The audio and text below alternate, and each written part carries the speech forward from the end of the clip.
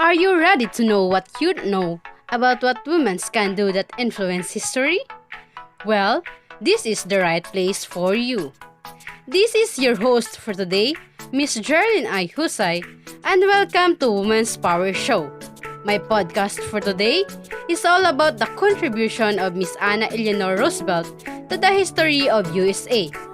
Before we start, make sure to fasten your seatbelt and enjoy listening. There are very few First Ladies who have left as deep an impact on American culture as Elenor Roosevelt. Born on October 11, 1884 in New York, she would become orphaned at age of 8 and be raised by her very strict Victorian maternal grandmother, Mary Livingston Ludlow Hall. She was married on March 17, 1905 to Franklin Delano Roosevelt. The famous couple had 6 children on their own.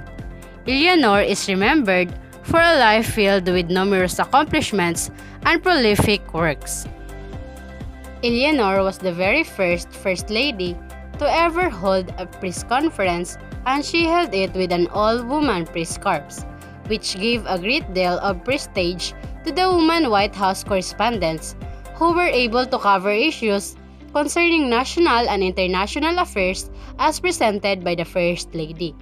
This was a brilliant act of solidarity with the women's rights movements, but it also gave Elenor an independent avenue to report on matters that were near to her heart without any filtering.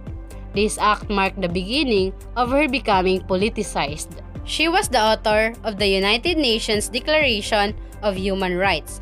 Elenor would hold several positions at the United Nations, and she used each appointment to advance her position on human rights, advocating for the respect and dignity of all individuals regardless of sex, color, or religious belief. There were extraordinary times for women leaders, and she stood out for her fearless and tireless activism. One of her crowning achievements was authoring the Declaration of Human Rights, a document that is still active and serves as part of defining the core mission for the United Nations. She was her husband's eyes and ears. Since Franklin's disability made it difficult for him to travel, Elenor took initiative and played a very active role in supporting his policies at every opportunity. She was called the busybody by some newspapers who thought her travels throughout the country to meet with and question problematic situations troublesome.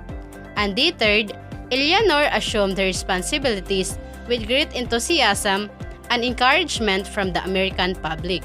Her voice was amplified further by the war, where she was very vocal about continuing the New Deal policies to rebuild the economy while battling overseas. She also visited with the servicemen and supported the women's role in the war effort here at home in the United States. These snippets only begin to tell the story of this woman's extraordinary life.